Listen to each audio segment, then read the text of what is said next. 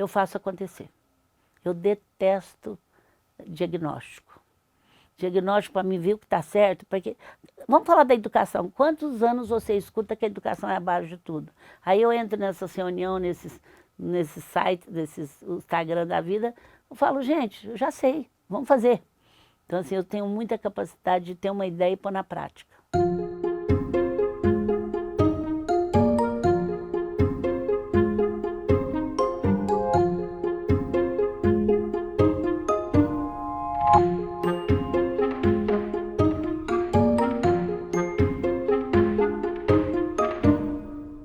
Olá a todos, eu sou Ivan Padilla e esse é o Limonada, uma série de videocasts com empreendedores e empresários brasileiros, um projeto da Oficina Reserva com a Exame.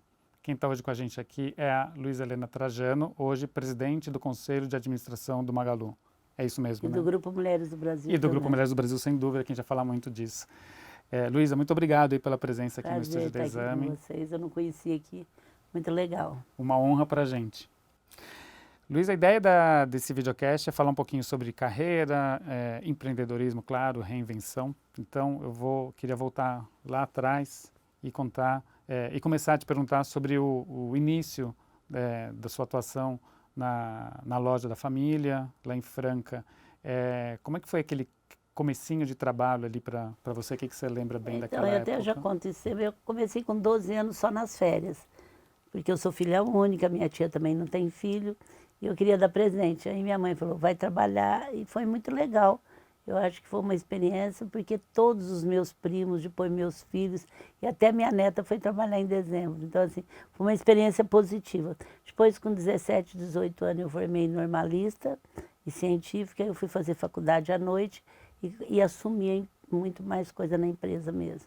Então, assim, eu trabalhava só nas férias até fazer 17 anos. Aí depois eu assumi e comecei muito lá na ponta, na venda, no balcão, que foi uma experiência. Eu falo que eu aprendi o que era empatia, né?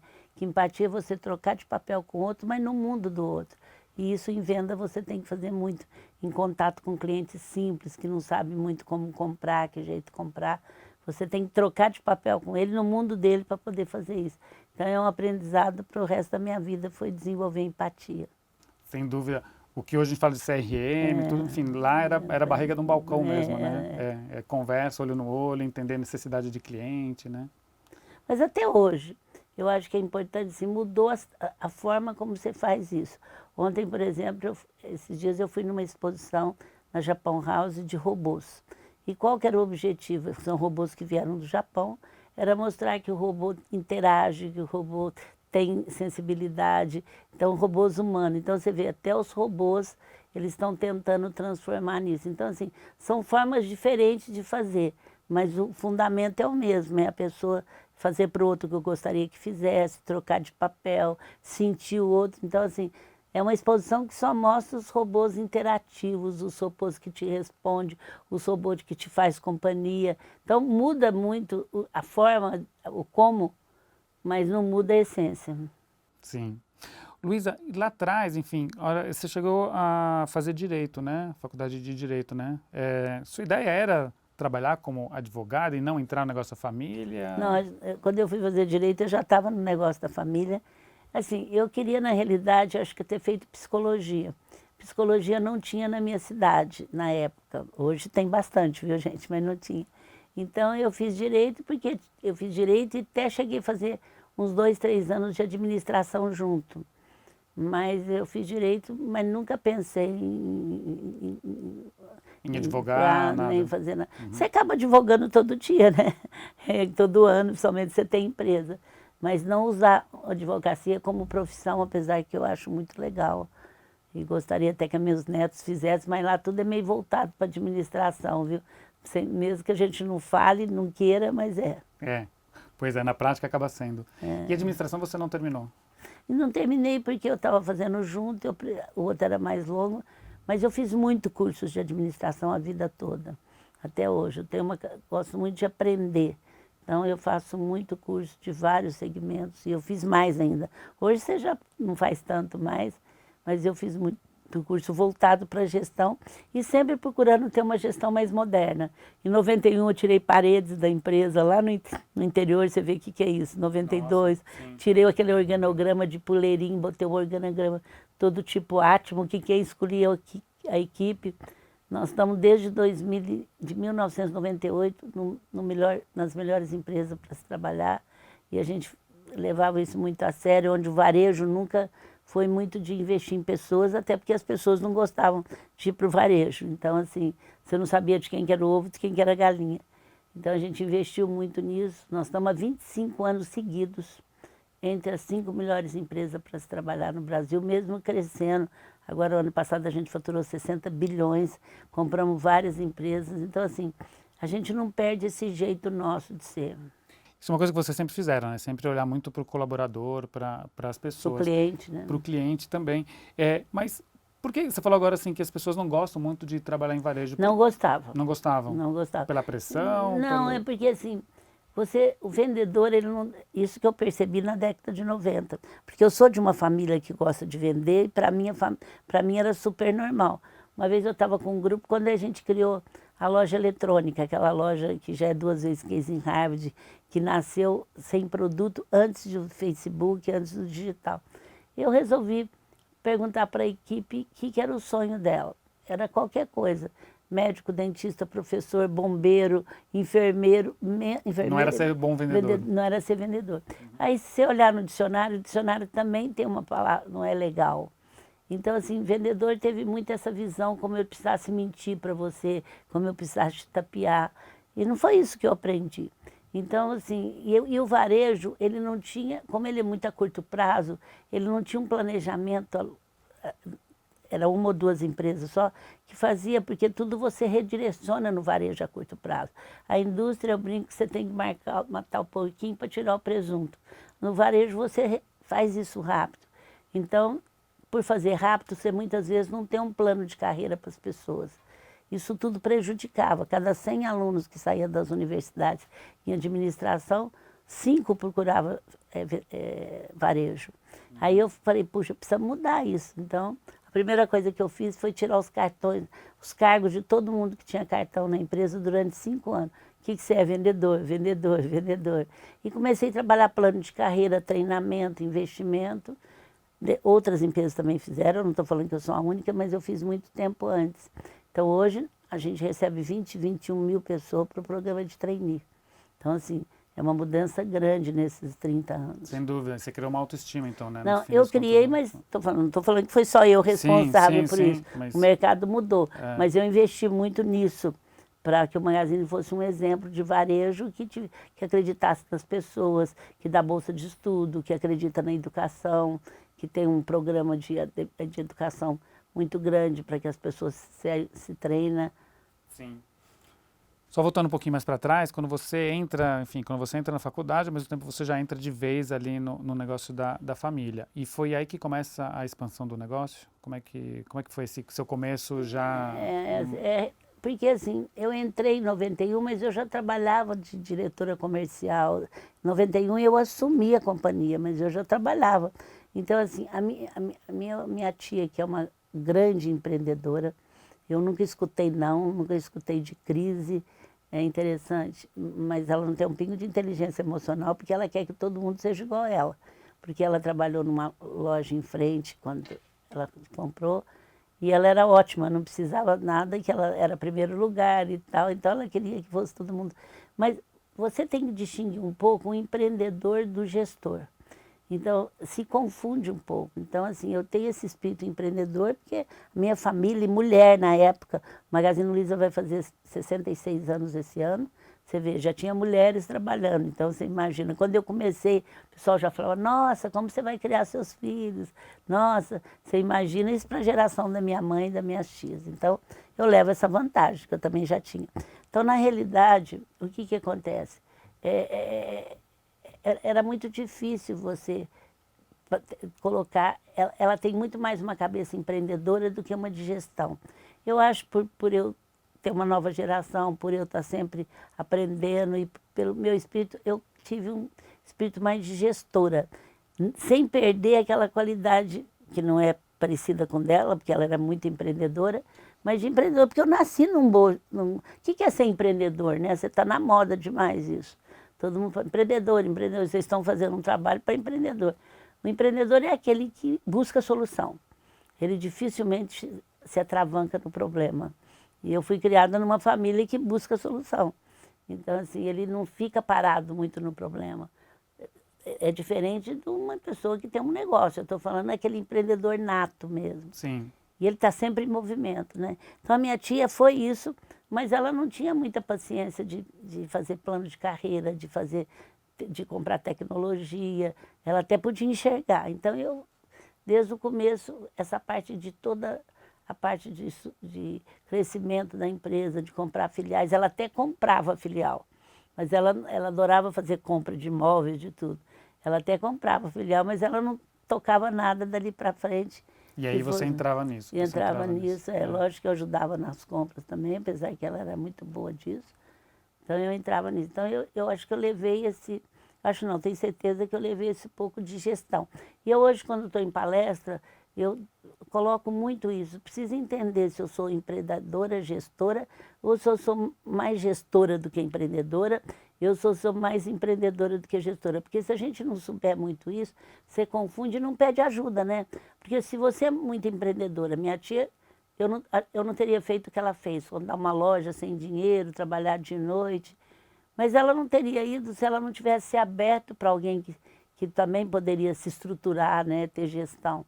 Então é muito importante, porque senão confunde muito uma coisa com outra. É igual quando você fala em sucessão, que confunde o filho que quer ser dono e o filho que quer ser gestor. Você tem que, esse dia eu dei uma palestra muito para isso, dizendo, você tem que procurar o filho que quer ser gestor para ser gestor. O que quer ser dono vai para a holding. Sim. Agora, você entrou como gestora, ajudando o negócio familiar, porque você gostava ou foi necessidade mesmo? Não, porque eu gostava mesmo. Gostava mesmo? É. Aliás, assim, eu acho que tudo que eu fosse fazer eu gostava. Eu sou bem apaixonada por fazer as coisas, por aprofundar, por aprender. Então, assim, não foi que nenhum da minha família me obrigou. E lógico que quando eu tinha 12 anos, eles começaram a perceber que eu levava jeito. Sim. De lidar com as pessoas, principalmente. Sim. Bom, e você participou, né, de todo esse processo de expansão, de uma loja para uma rede enorme, capilarizada, enfim.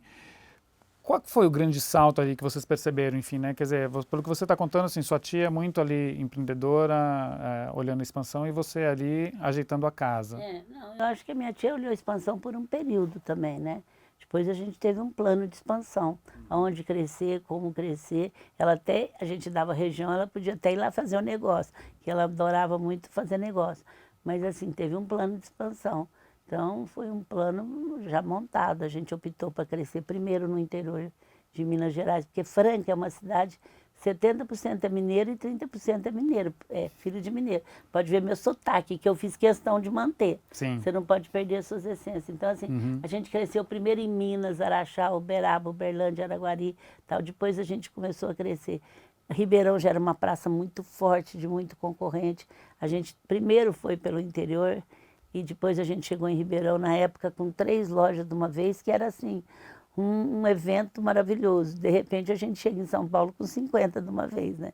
Então, assim, foi fazendo isso. A gente cresceu primeiro no interior do Paraná, em Paraná, compramos rede, para depois chegar em São Paulo, capital. Então a gente foi fazendo bem isso. Então, era um plano estratégico, não era uma coisa só. Lógico que entra nesse aspecto a intuição de saber se o lugar estava bom, se o prédio era bom, mas teve um plano estratégico. Então, assim, a gente teve um planejamento.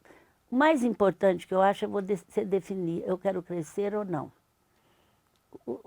Porque não tem muita empresa que fica daquele jeito e está sobrevivendo, e a família não interessa ter mais do que aquilo, não quer. Então, assim, a gente desde cedo definimos crescer. Porque também dá para optar por não crescer e manter saudável o negócio? Porque não tem a coisa de que se você não está crescendo, você está... Não, você não se torna grande, mas você pode modernizar. Eu conheço rede de loja que não cresceu tanto e está sobrevivendo, não tem dívida, não tem nada.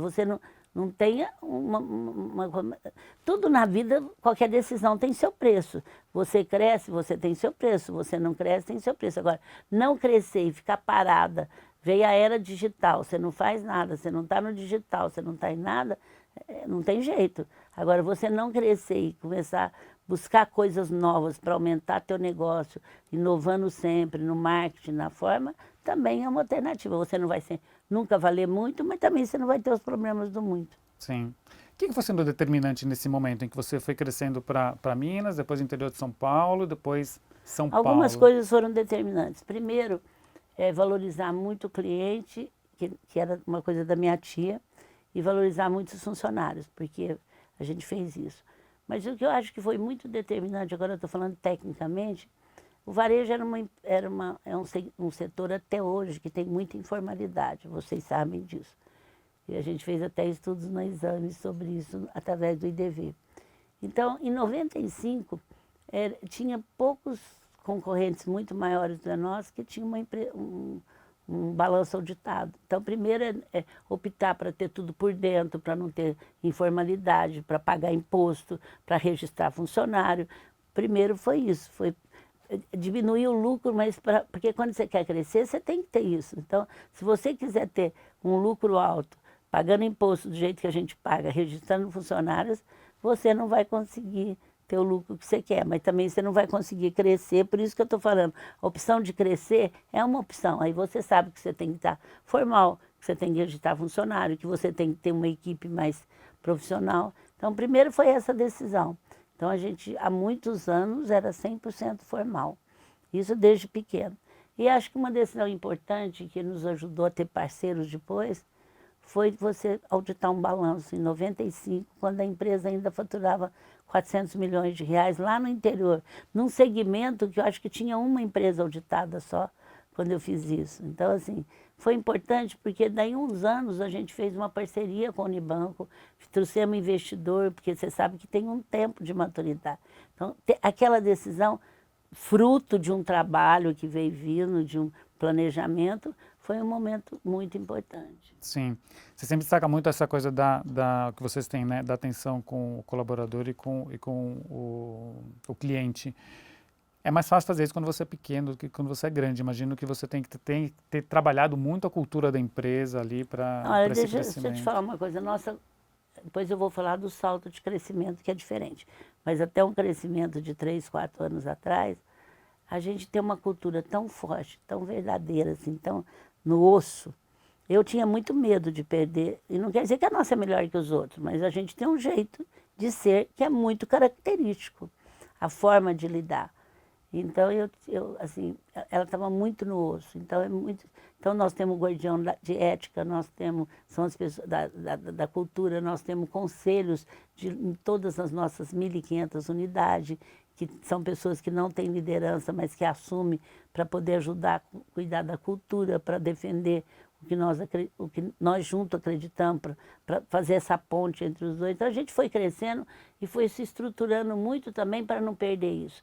Agora, nos últimos 4 anos, a gente tem um salto muito grande, que foi depois da pandemia, então nem se fala, durante a pandemia. Sim. E a gente é uma das únicas empresas do mundo que nós vamos fazer 66 anos físico agora, que nos transformamos em digital. Nós temos laboratório em Uberlândia, São Carlos, aqui. Então, você sabe que tudo, hoje nós somos uma empresa digital com pontos físicos e calor humano. Sim. Então, o nosso forte hoje não é só a loja física.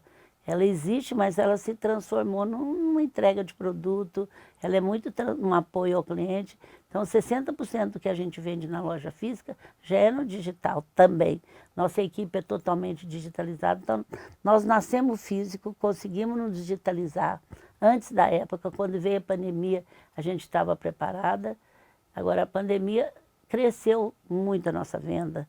E pós-pandemia, os primeiros meses, isso aí realmente quase dobrou de tamanho nos últimos 4 anos. Aí eu posso te responder que compramos 17 empresas só nesse período, porque nós viramos um super app, né? A gente não é uma loja hoje que vende eletrodoméstico. No Magalu tem tudo, tem tudo, tem tudo. Então, assim, tem no Magalu, vocês veem muito isso, porque a gente vende de tudo hoje, através de 320 mil sellers que estão conosco. Então, a gente vende de tudo. Então, isso foi caminhando.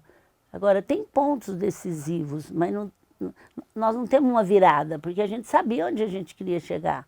Agora, tem momentos que você aprende, que você tem, no meio do caminho surge uma tempestade, você tem que direcionar, mas sempre a gente teve o rumo nosso. Ser uma empresa digital, com calor humano, com pontos físicos. A gente, quando 2015, 2016, quando a gente investia em ponto físico, nós apanhamos muito do mercado. Não vai existir, loja vai acabar. Então, assim, você apanha, mas você tem que ter o seu rumo. Deu insegurança nessa época? Você chegou a se questionar para se realmente você estava talvez insistindo no modelo antigo? Não, mas não estava, porque eu estava tendo, nós 2 vezes caí em raiva numa empresa que já tinha 200 lojas eletrônicas, com um site já em funcionamento. Eu não estava fazendo uma opção. Sim. O digital é uma cultura, gente, não era questionável se eu queria digital ou não. Sabe? Como é que eu vou adaptar uma loja física no digital? Como é que eu vou ser digital com loja física? Essa era a equação. Mas não era... Digital hoje, digital não é um aplicativo, não é um site. Digital é uma cultura. Se você pode ter uma loja física, mas se você não tiver no Instagram, se você não tiver no site, se você não tiver no marketplace, você também não vende. Certo? Então não é mais uma uma coisa ou outra. Não é uma coisa ou outra. Sim. Eu nunca tive que fazer uma coisa ou outra. Era questionável se eu não ia fechar a loja física. A gente pegou as lojas físicas e transformamos ela em digital também. Então, por exemplo, você compra em Belém do Pará. Você sabe que o Brasil é muito longe. Nós temos um centro de distribuição dentro de cada loja, tudo planejado, pegou, levou. E aí você compra na internet, você vai em 1 hora, você vai na loja física, retira, tem inteligência artificial que estuda os produtos que vende por região, sem pagar frete. Então você vai até uma loja, você conhece pessoas. Então a gente não parou, é que eu falo, loja física vai continuar? Vai, mas ela não pode ser do jeito que ela era antes do digital. Muito bom, né? Quer dizer, isso é o que todo mundo hoje fala de digital e tudo, assim, que vocês aplicavam isso ali sem ter não largamos de ter. Muito tempo atrás, né? Você falou agora um pouquinho assim de, assim, às vezes você cresce, você deixa alguma coisa para trás, assim, a cultura vocês mantiveram ela muito forte sempre, muito enraizada no osso, como você disse, então vocês conseguiram manter com o crescimento? Não, estamos conseguindo manter. Estou dizendo, quando você dá um salto muito alto, você mantém, mas você tem que parar para manter.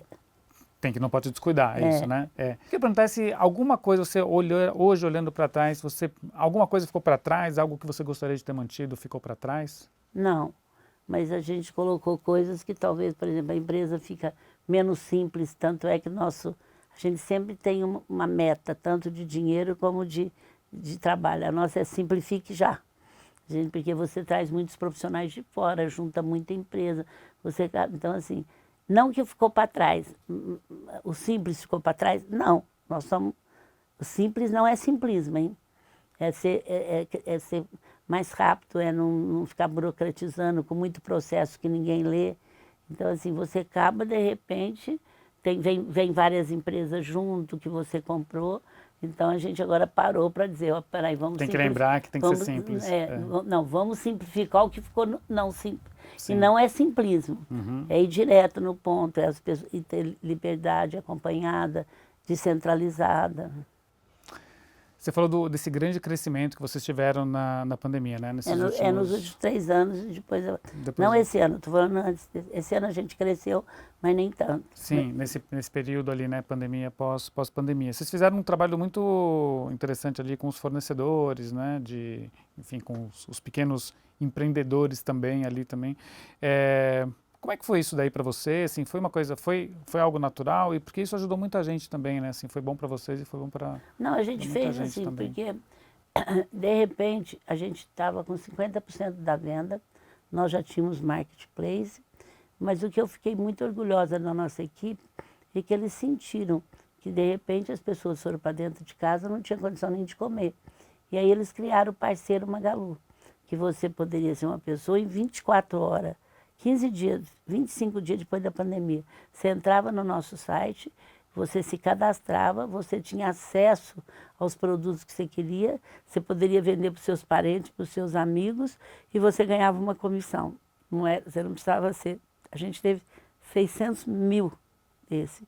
E foi muito gratificante porque você via a pessoa falar, puxa, eu consegui pagar a formatura da minha filha, eu consegui pagar a minha, e até hoje nós temos muita gente vendendo. Então nós criamos um vendedor de porta em porta, Sim. só que é dentro de uma casa, né? Sim. Isso foi muito grande. Mas fez muito, lógico que você sempre faz para ter retorno. Nós não somos uma creche, mas a gente tem muito propósito. Então a gente sabia que estava ajudando as pessoas e foi criado alguma coisa para gerar emprego para essas pessoas que de repente ficaram dentro de casa sem emprego, sem trabalho, sem nada. Luiz, eu queria falar do Mulheres do Brasil. Como é que foi a criação do Mulheres do Brasil? O que te levou a criar isso? Enfim, e aí até entender hoje, assim, até como é que você divide hoje o seu tempo entre Mulheres do Brasil e a presidência do Conselho? Eu sempre fui uma política, no sentido de gostar de trabalhar pelo Brasil.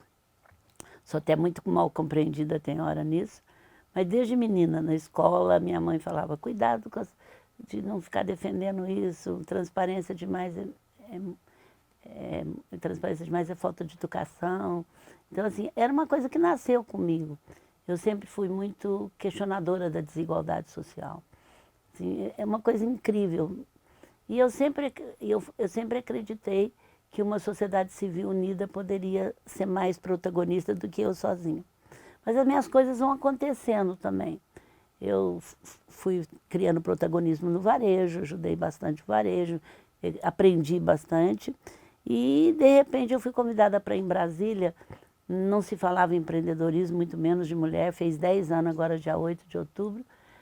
Pela ministra Gleisa, para falar, Luísa, vamos ver como é que estão as mulheres, como estão mulheres que estão tendo negócio. Mas assim, 10 anos atrás você não falava nisso.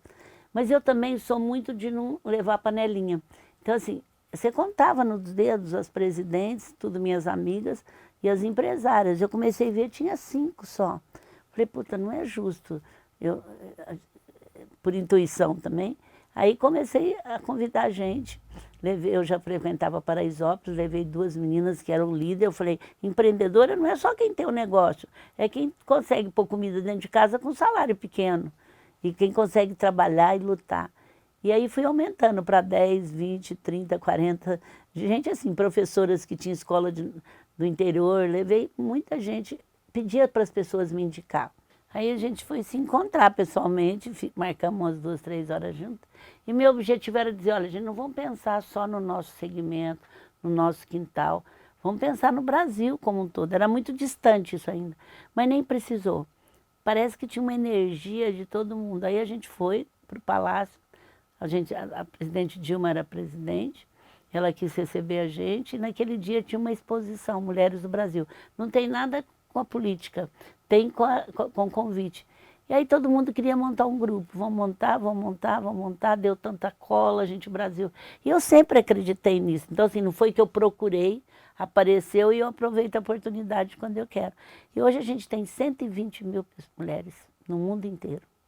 É um grupo que não inventa a roda, é um grupo que, apesar de tudo, a gente não discute se o partido está certo ou o presidente está errado, mas a gente luta pelo Brasil, como a gente lutou pela vacina. A gente conseguiu colocar vacina, 60 milhões a gente conseguiu da sociedade, colocar nos postos em 12 dias, sem falar mal, sem pegar. A gente tem 22 causas e a gente é um grupo político. Eu não gosto nem de falar que é super partidário, porque eu não sou partidária. Quer dizer, eles acham... Eu fui muito convidada para ser presidente por alguns partidos. Uhum.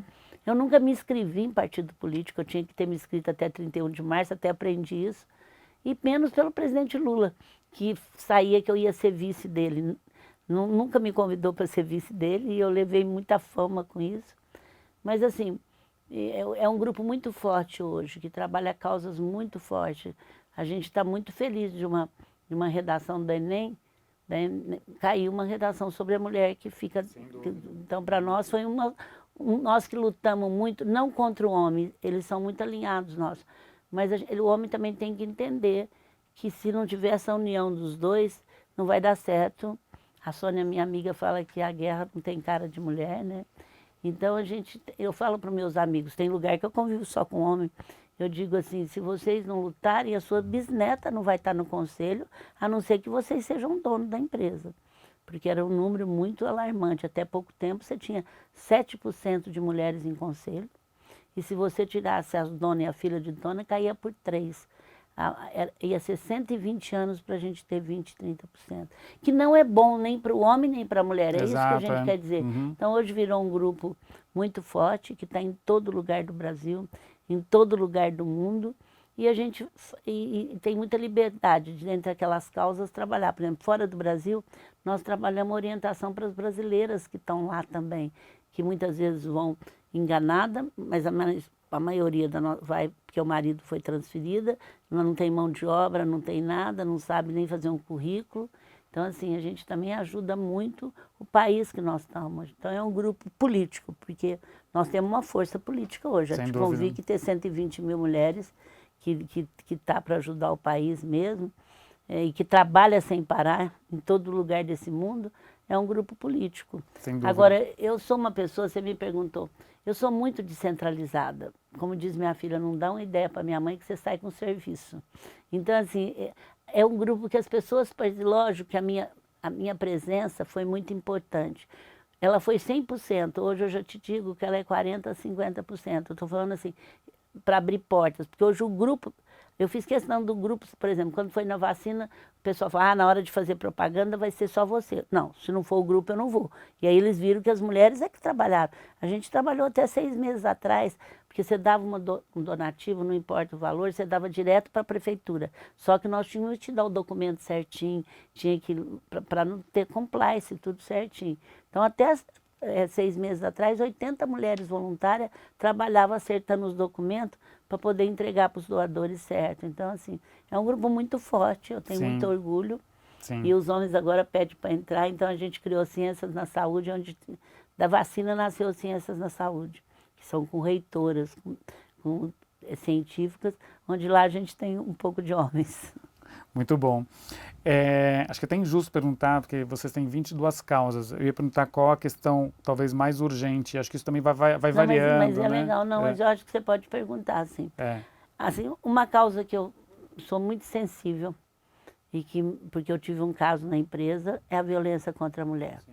Você não imagina o que é isso. Então, assim, o Magazine trabalha em briga de marido e mulher, ninguém mete a colher, o Magazine vai meter. Nós perdemos uma funcionária 7 anos atrás, que era gerente do shopping de Campinas, um de alto nível, tinha casa própria e foi morta canivetada pelo companheiro e com um filho de 9 anos que não viu, mas foi levado para a mãe e ele se matou. Então, assim, a gente não viu, você não vê uma causa que todo mundo sai perdendo. Você não tem uma coisinha para você falar, alguém ganhou nisso. A família do companheiro perde. A família dela perde, a mãe fica, muitas vezes pega o filho de volta para poder criar. A família dela fica muito arrasada e o filho é terapia para o resto da vida. Então a gente entrou nessa causa, o Magazine entrou muito forte. Inclusive ele ajuda 40 ONGs do Brasil, não só com dinheiro como isso. Então, e a gente quer lançar um trabalho que eu vou lançar aqui, eu estou falando com a mulher do Mandela, com a embaixadora dos Estados Unidos, a gente quer em 5 anos terminar com a violência contra a mulher no mundo. Porque é a única dessas 22 causas que tem em todo o país. Não, a outra educação inteiro, não tem, né? A cultura não tem. Essa você vai para o Vale do Silício, você vai para a Inglaterra, eu chego para falar de grupo, alguém me chama para dizer que uma mulher daquela terra foi morta. Então não é uma questão de renda, de vulnerabilidade. Não, e nem de educação. E nem de educação. É no mundo todo. É a única causa que... Então agora a gente lança... Essa causa nossa é universal. Porque não tem uma cidade que não tem. Nenhuma. Tem cidades pior. E nós ainda temos uma lei que ajuda, que é a Maria da Penha. Então não é que a gente gosta, a gente trabalha muito, a gente se une com os grupos de educação. Empreendedorismo a gente se une. A gente se une com o grupo de igualdade racial, né? Você sabe que é uma causa muito grande nossa, do Magazine também. A gente se une, a gente tem certeza que nós ajudamos muito a furar trazer à tona esses 400 anos de luta da igualdade racial. Não é fácil ser negro. Sim. Não é fácil. Sem dúvida. A gente tem que entender que não é. Sem dúvida. Não é mimimi. Luísa, como é que é um dia na vida da Luísa Lema? Enfim, como é que você divide o seu dia? Eu já estive lá no seu escritório, vi sua sala, enfim, sua sala de vidro, que é muito perto do elevador. Imagino que muita gente deve te procurar quando você está lá. Com que frequência você vai para o escritório? Eu vou lá é meu QG mesmo. Esse ano eu trabalhei mais lá, quer dizer, quando preciso eu estou mais lá. Não, eu estou dizendo assim, estou mais lá no trabalho. Mas lá é meu QG mesmo, eu estando aqui, eu vou, por exemplo, eu cheguei de lá, vou voltar para lá, a gente almoça lá, tudo, então lá é meu... Eu sou uma presidente de conselho, não que eu entro na operação, todo mundo acha que eu entro, não, mas eu sou uma presidente de conselho que tem um contato, eu não vivo numa sala de vidro, eu tenho contato com o cliente, eu tenho contato com os funcionários, então assim, eu sou uma presidente que não é aquela cadeira de presidente do conselho, então eu sou muito normal, eu sou eu não me... Agora eu sou presidente, agora eu sou mãe, agora eu sou... Se você me vê no dia a dia, tomando café na minha casa ou na minha casa de fazenda, onde eu estou, os outros até assustam, para te verdade, porque eles põem a gente no... As perguntas que os nossos funcionários... Eu estou sempre com o pessoal de campo, que vem para almoçar comigo, como prêmio. Luísa, a pergunta que eles mais escutam é, mas você vê ela? Ela existe? Então, assim... É uma coisa, eles colocam a gente que sai em mídia um pouco mitificada, né? Sim. Bom, e você mesmo, como você falou, você não quis nem perder o seu sotaque, enfim, você continua sendo ali a Luísa de sempre. Não, adoro ser de Franca, adoro ter minha terra, defendo a minha terra. Como é que você divide daí o seu tempo entre o Conselho de Administração, o Mulheres, enfim, como é que Não, você... Mulheres hoje tem uma casa, tem CEO, tem tudo. O Magazine Luiza também hoje tem uma estrutura normal. Sem dúvida. Eu divido assim, eu sou mais, até na operação do Magazine, de cuidar da cultura, de tudo mais, do que até de conselho. Conselho, eu tenho o Marcelo também, que foi nosso CEO, hoje ele é vice-presidente, tem um conselho, a única que sou da família sou eu. Então, assim, é muito tranquilo eu ser do conselho, com minha experiência também, que eu já tenho. Mulheres do Brasil, hoje a gente tem uma empresa, tá certo? O Frederico que fala, a minha mãe montou em 10 anos o Magazine Luiza, porque tem tudo quanto é lugar. Então, eu sou muito descentralizada. Eu tenho tempo para tudo, porque, assim, eu não trago para mim, sabe? Então, como você diz, eu detesto fazer ginástica, mas agora eu faço 2 vezes por semana, que eu sou obrigada a fazer, fazendo pilates, mas que hora que eu faço para mim poder fazer? Das 6 às 7 da manhã, porque aí eu não tenho desculpa, porque quando você não gosta, você vive de desculpa. Sim. Hoje eu já fiz terça e quinta, também não fico inventando mais do que 2 dias, não, que tá bom. Então eu já fiz terça e quinta. Então assim, eu tenho tempo para tudo. Eu vivo entrando nos aplicativos, eu sei o que é exame pôs hoje, o que não pôs. Então assim, eu sei as novelas que eu gosto, eu sei o que está dando ibope. Eu não sou uma pessoa, eu vivo na vida. Muito bom. Luísa, assim, uma trajetória tão longa e tão bem sucedida, é até um pouco injusto a gente falar eu queria te pedir para você apontar alguma coisa que você acha que você não fez bem, que você mudaria hoje, e outra que, pelo contrário, que você acha que foi o seu maior acerto. Me pede muito essa pergunta, mas eu sou uma pessoa que eu não tenho compromisso com acerto demais. Então, eu vou fazendo, se eu errar, eu redireciono o erro. Então, eu vivo acertando e errando. Não sei se você está entendendo, porque eu sempre estou inventando moda, fazendo coisa diferente. Agora eu quero fazer a Casa da Lu, então, assim, fico mobilizando a equipe para ir para frente, para fazer. Então, assim, não tem jeito. Você não pode ensinar um filho a não errar, você tem que ensinar ele a redirecionar o erro rápido. Então, assim, eu não sofro tanto porque eu não tenho um compromisso de ter acertado tudo. Como mãe, eu tenho um compromisso de... Eu estou com você aqui, eu estou dando o melhor de você desde a hora que eu pisei no prédio. A hora que eu saio do prédio, eu já estou noutra coisa. Então, assim, eu me treinei a dar o melhor de mim naquele momento, seja ele qual for. Com as pessoas mais importantes, mais simples, uma reportagem mais importante, eu também... Então, assim, eu estou dando o meu melhor. Se o meu melhor não foi o que você gostou, você pode me ensinar que eu vou aprender, mas eu estou te dando o meu melhor, né? Então, assim, Então eu não tenho isso. Agora, lógico que num mercado tão complexo como o nosso, tão cheio de coisa, você talvez teria feito algumas coisas mais diferentes, tá certo? Eu acho que a gente teria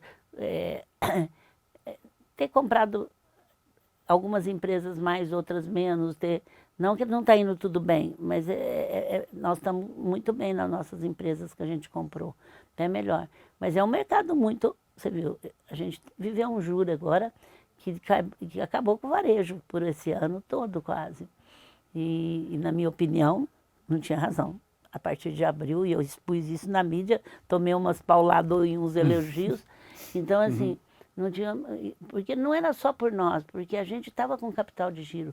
A família vendeu uma parte o ano retrasado e botou no dinheiro. Mas as pequenas e médias, a quem eu tenho uma afinidade muito grande, eu trabalho no Sebrae desde 86 como voluntária, estava sofrendo muito, porque aí você sabe que os bancos cortam o crédito e não tem dinheiro para circular, eles não têm capital de giro. Então, assim, lógico que tem esses momentos que talvez com a experiência a gente vive melhor. Sim. Tá certo? Porque capital de giro é uma das coisas que sempre foi difícil. Até eu ter uns sócios, até eu estar... Mas era uma coisa... Porque o nosso prazo médio era de 4, 5 meses. E você comprava com 2 meses. Então, porque você vende produto muito caro. Você não tem esse casalamento, né, de uma coisa com a outra. Então, o capital de giro é uma coisa que sempre... E ele pode quebrar uma empresa muito rápido. Ah, sim. Então, você tem que estar muito atento. Então, Sim. foi uma coisa que sempre foi a pedra no sapato da gente, até você ter sócios, você botar dinheiro na empresa, você fazer... Não estou dizendo que ele não é uma preocupação, mas ele não é aquela preocupação, o que eu vou fazer no outro dia? Sim, perfeito. E com relação ao acerto, você vê da mesma forma? Você também não se prende aos acertos, porque, enfim... Não, eu acho que um dos acertos nossos é ter uma cabeça aberta para o novo, sabe? É assim, onde... É uma cultura de novo que você não imagina, a vida toda. A digitalização mas a gente não tem medo do novo, não sei se você está entendendo. Veio da minha tia. Quando ela não tinha nem dinheiro, que ela comprou uma antiga lojinha que chamava Cristaleira, ela só tinha dinheiro para pagar a primeira prestação. Ela fez um concurso na única rádio para o povo escolher o nome, porque ela já era conhecida. Então a gente é de uma família que... Então, assim, arrisca. Arrisca com jeito, mas... A gente gosta do novo, a gente gosta de estar mudando de ciclo. Para mim, o que mais me pega lá é quando eu vejo que estão vivendo sob os louros da vitória passada, sabe? Sim. Vamos celebrar, vamos aplaudir, mas vamos partir para frente. Sim. E você acha que essa seria a sua maior qualidade, essa sua abertura ali para o novo, para o desconhecido, a sua coragem de tomada de risco? Eu nem sei se é coragem de tomada de risco, porque eu sempre ponho o risco mais barato do que ele poderia ser. Eu acho que é um carisma também, é uma capacidade de falar a verdade. Eu acho que a hora que eu optei para não pôr carcaça, para deixar eu mesma, passou a ser uma vantagem hoje, porque as pessoas olham para mim e sabem que eu estou falando a verdade. Então, assim, eu acho que é isso. E também eu acho que é a minha capacidade de buscar aprender, de buscar... Se você pôr uma pessoa de varejo perto de mim, os 15, 20 minutos você acha que eu não sei nada. Nem na expressão eu mostro que eu sei. Sim. Porque nem na expressão. Então, assim, essa capacidade que eu tenho de aprender com tudo. Bom, mas tem algo que... Agora, tem mais uma coisa que eu acho que foi importante. Eu faço acontecer. Eu detesto diagnóstico. Diagnóstico para mim ver o que está certo, porque... Vamos falar da educação. Quantos anos você escuta que a educação é a base de tudo? Aí eu entro nessas reuniões, nesses sites, o Instagram da vida... Eu falo, gente, eu já sei, vamos fazer. Então, assim, eu tenho muita capacidade de ter uma ideia e pôr na prática. E delegando, né? Delegando, assim, como você disse, né? E envolvendo Senão, as pessoas e fazendo. Porque o grande risco é esse, né? Você centralizar, você querer fazer, centralizar... Sozinha você não faz nada. A soma dos QI sempre é melhor do que o seu QI. Ah, sem dúvida. Luísa, maravilha. Muitíssimo obrigado pela conversa, foi ótimo o papo. Te agradeço muito. Tá legal. Obrigada a vocês, parabéns.